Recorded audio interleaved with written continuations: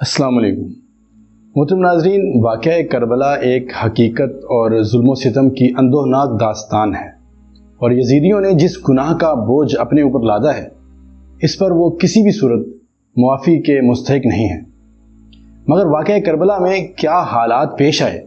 اس کو بیان کرنے میں سب سے بڑی دشواری یہ تھی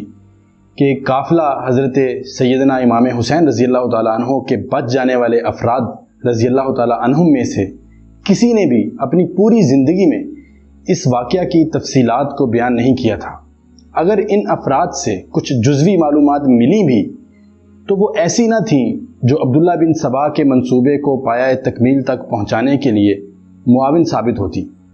چنانچہ اس سانحہ کو غیر معمولی طور پر بڑھا چڑھا کر پیش کرنے کے لیے کذب و افتراء پر مبنی ایسے افسانے مشہور کیے گئے،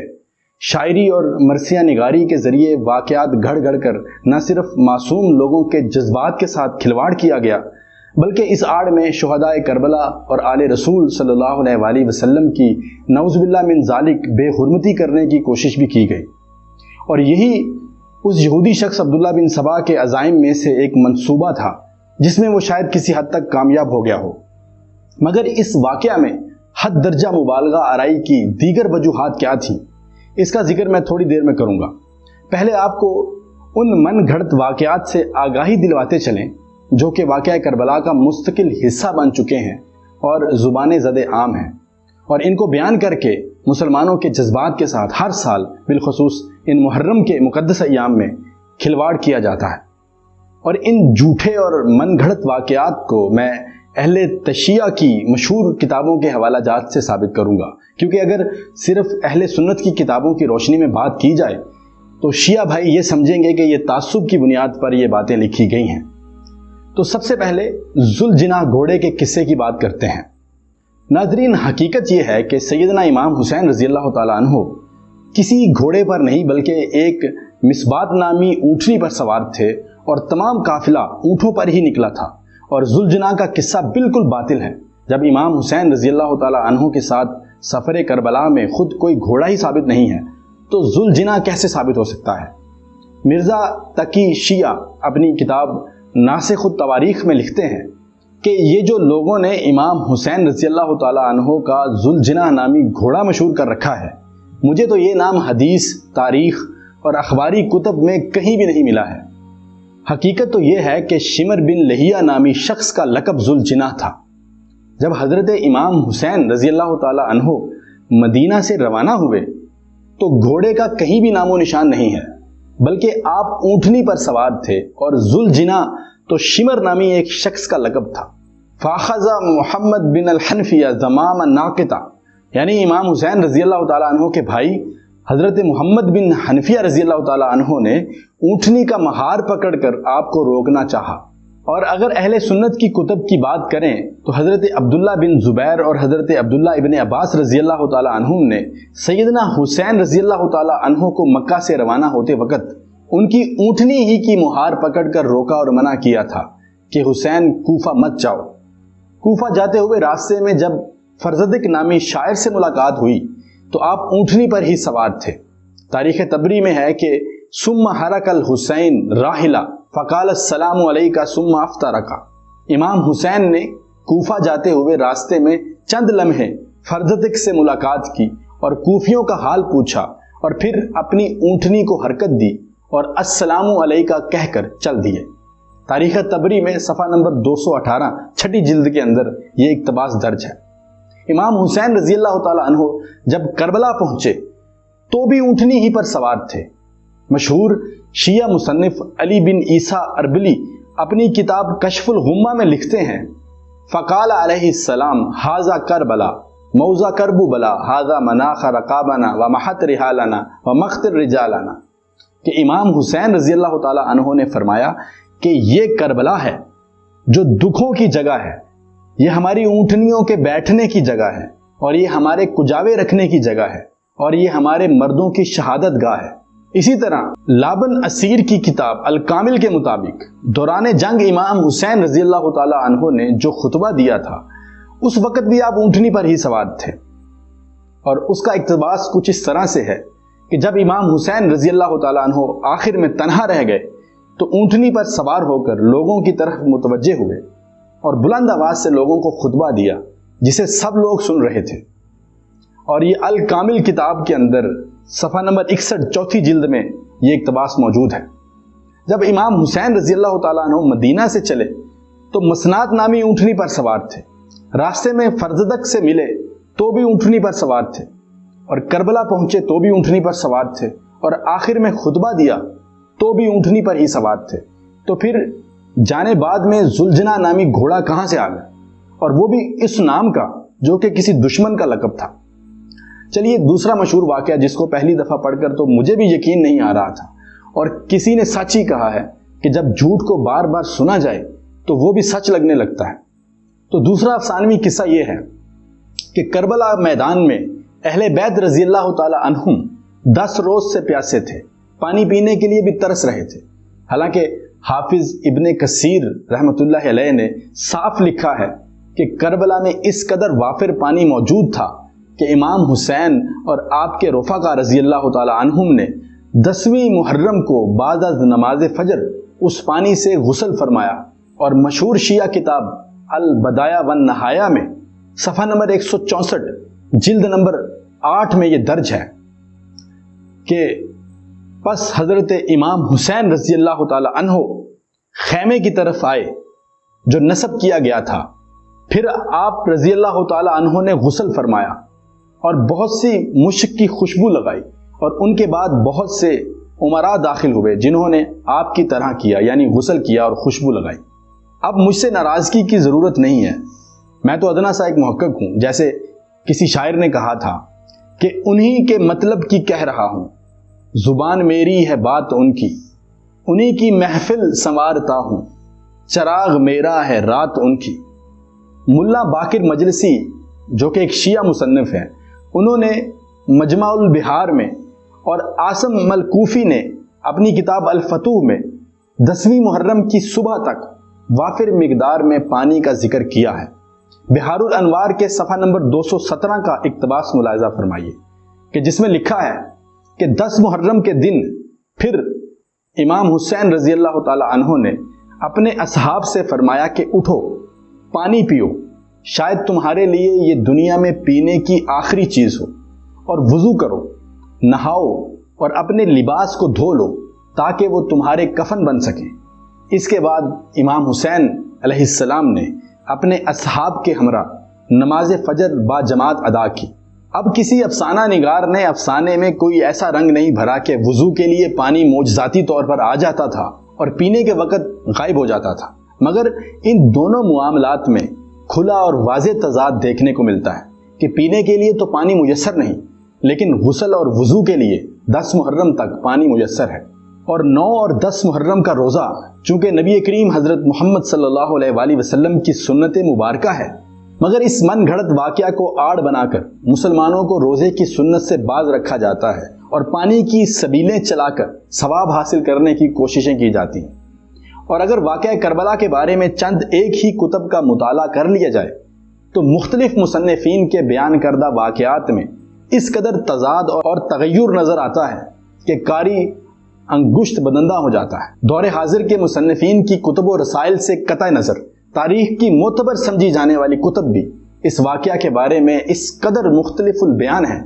کہ ایک کتاب کے بیان کا دوسری کتاب سے اختلاف تو رہا ایک طرف، ان کتابوں کی اپنی روایتیں بھی اس واقعہ کے بارے میں اول تا آخر کسی بات پر متفق نظر نہیں آتی۔ ایک راوی میدان کربلا کو بے آب و گیا ریگستان ثابت کرتا نظر آتا ہے تو دوسرا اس کو بانس اور نرکل کا گھنا جنگل قرار دیتا ہے۔ کبھی قاتلان امام حسین رضی اللہ تعالی عنہ کو شہداء کی لاشوں کا مسلح اور انتہائی درجہ کی توہین، حتیٰ کہ شہداء کی لاشوں پر گھوڑے دوڑائے ہوئے پیش کیا جاتا ہے، اور کبھی انہی قاتلوں کو اپنے جرم پر نادم و شرمندہ ہونا اور مصروف نوحہ و گریاں دکھایا جاتا ہے۔ ان من گھڑت داستانوں کے ایک منظر میں تو خاندان امام حسین رضی اللہ تعالی عنہ کے بچوں کو کربلا کی جھلسائی ہوئی گرمی میں شدت پیاس سے تڑپتے ہوئے دکھایا جاتا ہے کہ بندش آب کی وجہ سے ان کو پینے کے لیے پانی کا ایک گھونٹ نہ ملتا تھا، جبکہ دوسری طرف افراد اس پانی سے نہ صرف یہ کہ غسل کرتے ہیں بلکہ مشک کی خوشبو سے بدن کو معطر بھی کرتے ہیں۔ آج حضرت علی اصغر رضی اللہ تعالیٰ عنہ کی پیاس کا واسطہ دے دے کر منتیں اور مرادیں مانگنے والی اس قوم نے یہ بھی احساس نہیں کیا کہ اس طرح سے حضرت سیدنا امام حسین رضی اللہ تعالیٰ عنہ کی ذات کو بدنام کرنے کی کوشش نہیں کی گئی کہ حضرت علی اصغر رضی اللہ تعالیٰ عنہ تو پیاس سے تڑپتے رہے اور دوسری جانب پانی کا ایسا بے دریغ استعمال کہ نہ صرف ایک بلکہ کئی افراد نے پانی سے غسل بھی کیا۔ ملاحظہ کیجیے، اب دو اور روایات پیش خدمت ہیں۔ دونوں روایات اور ان میں تضاد کیا ہے؟ پہلی روایت میں حضرت حر رضی اللہ تعالیٰ عنہ کا خطبہ نقل کیا گیا ہے جو انہوں نے میدان کربلا میں کوفیوں کے سامنے بیان کیا تھا۔ حضرت حر بن یزید وہ شخصیت ہیں جن کے بارے میں یہ بیان کیا گیا ہے کہ وہ مخالف لشکر سے جدا ہو کر حضرت سیدنا امام حسین رضی اللہ تعالیٰ عنہ کے ساتھ شامل ہو گئے تھے۔ واقعہ کربلا کے مشہور کرداروں میں سے ایک حر بھی ہیں۔ آئیے اب ہم یہ دیکھتے ہیں کہ حضرت حر کی طرف سے کیا بیان منسوب کیا گیا ہے۔ کتاب ہے البدایہ والنہایہ، جلد نمبر ہے 8 اور صفحہ نمبر ہے 166۔ لکھا ہے کہ حر نے یہ خطبہ دیتے ہوئے کہا کہ اے اہل کوفہ، تم نے حسین رضی اللہ تعالیٰ عنہ کو اپنے پاس بلایا، یہاں تک کہ وہ تمہارے پاس آ گئے تو تم ان کو اور فرات کے پانی کے درمیان حائل ہو گئے، جس پانی میں سے کتے اور خنزیر بھی پیتے ہیں۔ اس روایت سے جہاں یہ بات ثابت ہوتی ہے کہ سیدنا امام حسین رضی اللہ تعالیٰ عنہ پر فرات کا پانی بند کر دیا گیا تھا، اس کے ساتھ ساتھ یہ بھی پتہ چلتا ہے کہ پانی کی بندش کا یہ ظالمانہ اقدام کرنے والے کوفی تھے جنہوں نے پہلے تو حضرت سیدنا امام حسین رضی اللہ تعالیٰ عنہ کو خطوط لکھ لکھ کر بلایا اور بعد میں ان کو بے گناہ شہید کر دیا۔ اب سوال پیدا ہوتا ہے کہ کوفی کون تھے اور کس طرح حضرت سیدنا امام حسین رضی اللہ تعالیٰ عنہ کو بلانے کے بعد ان کے قتل میں شریک ہو گئے؟ یہ ایک مستقل بحث ہے۔ بہرحال اس روایت سے یہ پتہ چلتا ہے کہ کربلا کے میدان میں خاندان امام حسین رضی اللہ تعالیٰ عنہ پر پانی بند کر دیا گیا تھا اور ان کے پاس پیاس بجھانے کے لیے پانی موجود نہیں تھا۔ اس کے برعکس تصویر کے دوسرے رخ میں ہمیں کیا دکھایا جاتا ہے؟ مثلا ملاحظہ ہو، یہی کتاب ہے، یہی 8ویں جلد ہے اور صفحہ نمبر 164 ہے، اور اس میں موصوف کیا لکھتے ہیں کہ پس امام حسین رضی اللہ تعالی عنہ خیمے کی طرف آئے جو نصب کیا گیا تھا، پھر آپ رضی اللہ تعالی عنہ نے غسل فرمایا اور بہت سی مشک کی خوشبو لگائی،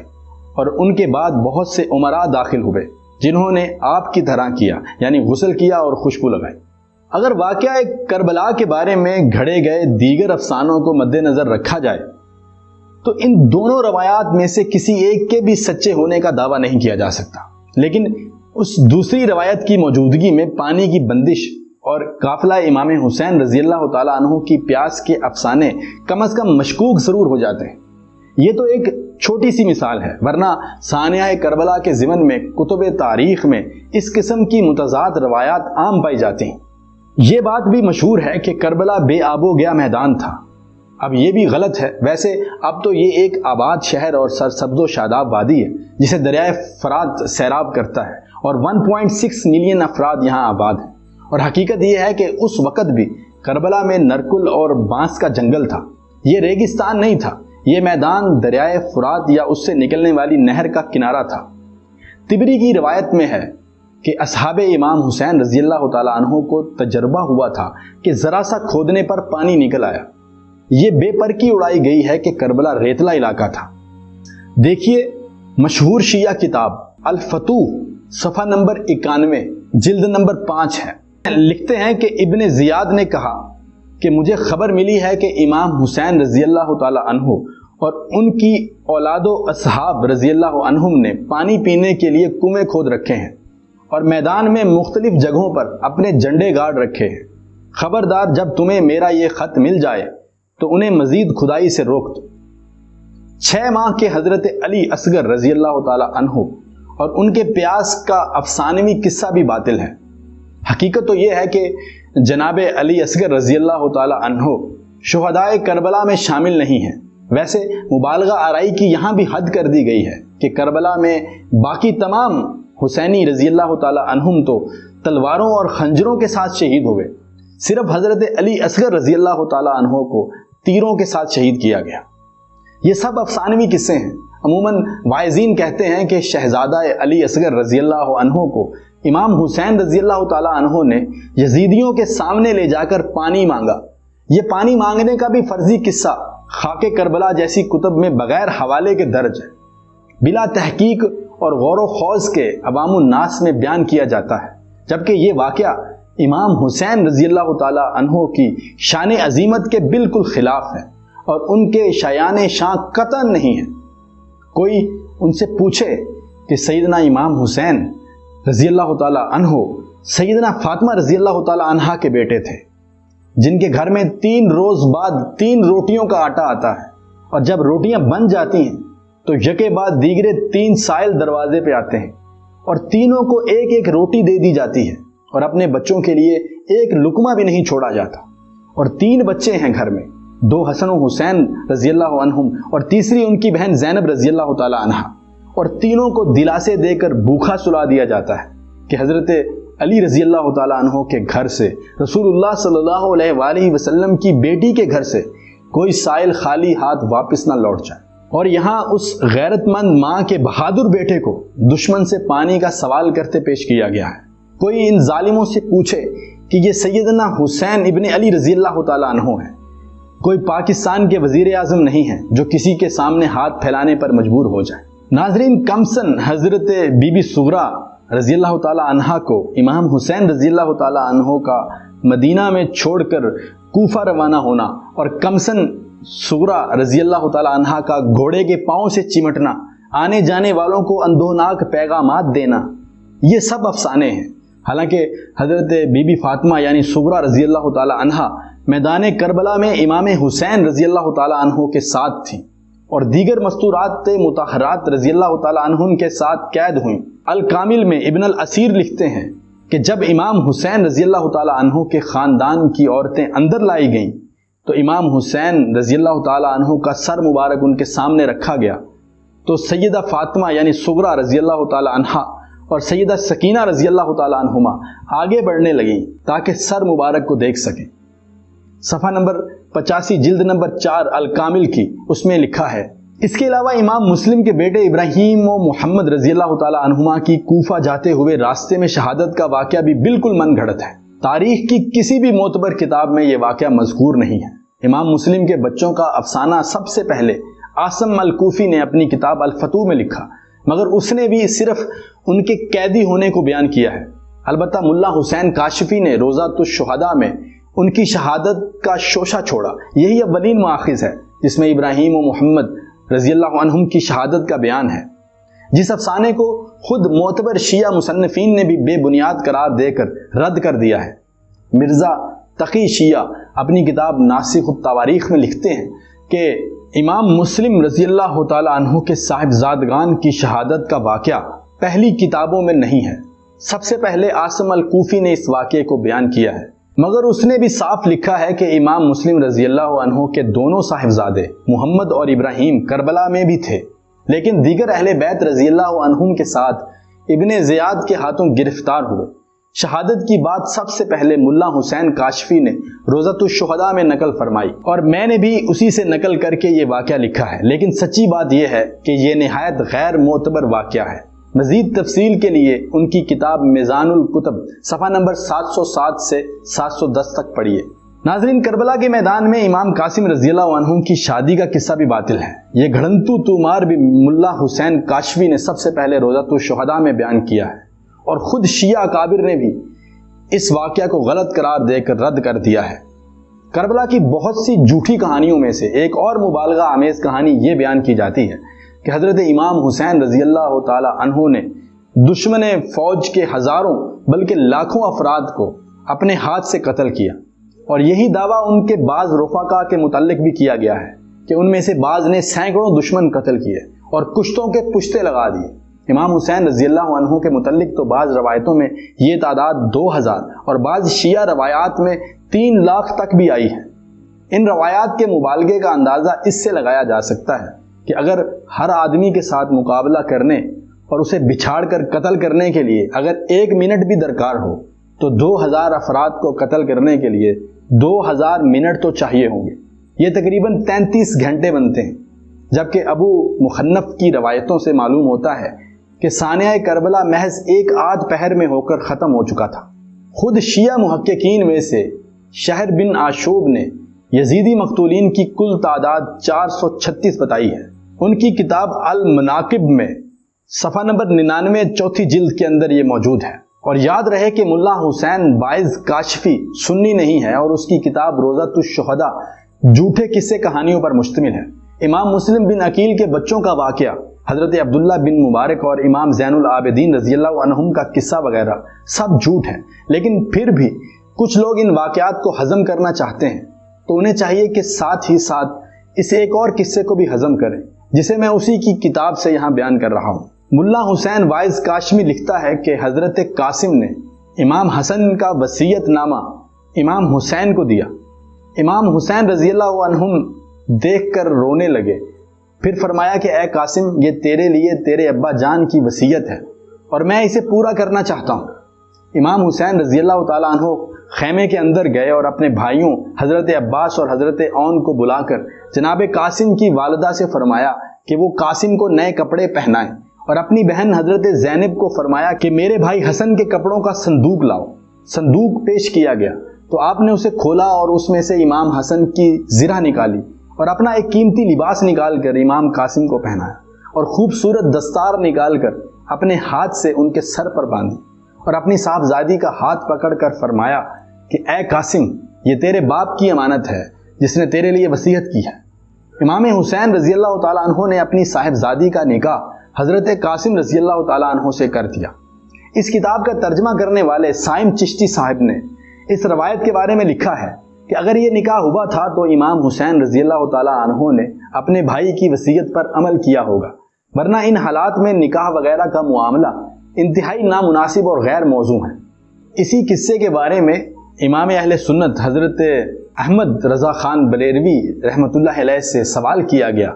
کہ حضرت قاسم رضی اللہ عنہ کی شادی کا میدان کربلا میں ہونا، جس کو بنیاد بنا کر شیعہ حضرات اور بعض سنی حضرات بھی ایک رسم، مہندی کی ایک رسم جو ہے وہ نکالی جاتی ہے، تو کیا یہ اہل سنت کے نزدیک ثابت ہے یا نہیں؟ تو امام اہل سنت رحمۃ اللہ علیہ نے فرمایا کہ نہ یہ شادی ثابت ہے اور نہ ہی یہ مہندی سوائے اختراع و اختراعی کی کوئی چیز نہیں، یعنی یہ بنائی ہوئی باتیں ہیں۔ شیخ الحدیث حضرت علامہ محمد علی نقشبندی رحمۃ اللہ علیہ لکھتے ہیں کہ یہ تمام باتیں من گھڑت اور اہل بیت رضی اللہ عنہم پر بہتان عظیم ہے۔ امام حسین کی 2 صاحبزادیاں رضی اللہ عنہم تھیں اور واقعہ کربلا سے پہلے ہی دونوں کی شادی ہو چکی تھی۔ ان واقعات کے علاوہ مستورات مطہرات رضی اللہ عنہم کی بے پردہ ہونے کی ہولناک کہانیاں، امام حسین رضی اللہ تعالیٰ عنہ کے زخموں کا ذکر، شہداء کی تعداد کا 72 ہونا بھی غیر تحقیقی ہے۔ اندر تحقیق یہ تعداد 139 تک ہے اور بعض نے زیادہ بھی بتائی ہے۔ نیز شہداء رضی اللہ عنہم کی لاشوں کا روندا جانا، مسلح کیا جانا وغیرہ، یہ سب غیر معتبر کہانیاں ہیں۔ یہاں ایک اور واقعہ بھی قابل ذکر ہے، حضرت سکینہ رضی اللہ عنہا اور گھوڑے کا۔ یہ واقعہ بالکل من گھڑت اور بے اصل ہے، کسی بھی مستند کتاب سے یہ واقعہ ثابت نہیں ہوتا۔ یہ واقعہ شہید ابن شہید نامی کتاب میں مذکور ہے، لیکن یہ کتاب کوئی معتبر و مستند کتاب نہیں ہے، بلکہ یہ ایک ایسے شخص کی لکھی ہوئی کتاب ہے جو متنازع شخص ہے، اور یہ ہے جناب علامہ سائم چشتی صاحب۔ اس کی ایک کتاب نہیں بلکہ کئی کتابیں ہیں جو من گھڑت واقعات سے بھرے ہوئے ہیں۔ انہی کتابوں میں سے ایک کتاب ہے شہید ابن شہید، جس میں موصوف نے یہ واقعہ بیان کیا ہے، اور کئی مقررین سے یہ واقعہ سنا بھی گیا ہے کہ جب یزیدی حل من مبارز پکار رہے تھے، سارے محبان حسین یکے بعد دیگرے شہید ہو چکے تھے، اب امام عالی مقام رضی اللہ عنہ کی باری تھی۔ آپ جب گھوڑے پر سوار ہوئے تو گھوڑا ہلنے کا نام نہیں لے رہا تھا، ایسا لگتا تھا کہ گھوڑے کے پاؤں کو زمین نے پکڑ لیا ہے۔ مختصر یہ کہ امام رضی اللہ عنہ نے نیچے دیکھا تو معصوم سکینہ گھوڑے کے پیروں سے لپٹی ہوئی تھی۔ تاریخی حقائق بتاتے ہیں کہ سیدنا امام علی مقام رضی اللہ عنہ کی 6 اولادیں تھیں، جن میں 2 بیٹیاں تھیں، اور سنی شیعہ کتب کی روشنی میں سیدہ سکینہ رضی اللہ تعالی عنہا اس وقت 7 سال کی تھی۔ خیر، کتاب شہید ابن شہید میں کہنا ہے کہ آپ رضی اللہ عنہ نے حضرت سکینہ رضی اللہ تعالی عنہا کو گود میں اٹھا لیا، بوسہ لیا اور فرمایا کہ بیٹی، ان معصومانہ کوششوں سے ہمارے دل کو چھلی نہ کرو۔ یہ ساری باتیں سائم چشتی تفضیلی نے اپنی طرف سے اختراع کی ہیں۔ ذرا سوچئے، حضرت سکینہ رضی اللہ عنہا جو کہ 7 سال کی تھی، ان کے بارے میں کہنا وہ گھوڑے کے پاؤں سے لپٹ گئیں، یہ کس طرح قبول کیا جا سکتا ہے؟ ایسا ہو ہی نہیں سکتا کہ اہل بیت رضی اللہ عنہم نے اس طرح سے بے صبری کا مظاہرہ کیا ہو۔ یہ سب باتیں بالکل جھوٹ اور من گڑت اور کسی معتبر کتاب میں موجود ہی نہیں ہیں۔ کچھ لوگ بجائے اپنی اصلاح کرنے کے، اپنی تقریر میں 4 چاند لگانے اور اپنے بازار کو چمکانے کے لیے ایسے قصوں کو خوب رو رو کر بیان کرتے ہیں اور لوگوں کی عقیدت اور محبت کے ساتھ کھلواڑ کرتے ہیں۔ یہاں یہ بات بھی یاد رکھنی چاہیے کہ اس واقعہ کو بنو امیہ کے خلافت کے خاتمے کے لیے بطور ڈھال استعمال کیا گیا تھا، اور وہ وقت اخبار اور جرائد و رسائل یا میڈیا اور سوشل میڈیا کا دور نہیں تھا، اس لیے پوری دنیا میں قصہ گوئی کے ذریعے اس واقعہ کو طرح طرح کے رنگ دے کر، لوگوں کے جذبات سے کھیل کر، عوام الناس کو بنو امیہ کے خلاف کر کے ان کی حکومت کا تختہ الٹنے کی کوشش کی گئی تھی، جس وجہ سے بھی ان واقعات میں جھوٹ و اختراعات کی خوب آمیزش ہوئی۔ ناظرین، میری دعا ہے کہ اللہ تعالی ہمیں اہل بیت رضی اللہ تعالی عنہم کی طرف سے ایسے جھوٹے قصوں کو منسوب کرنے سے بچائے اور ان کی شانوں کے لائق ان کی تعظیم و تکریم کرنے اور ان سے محبت کرنے کی توفیق عطا فرمائے۔ آمین۔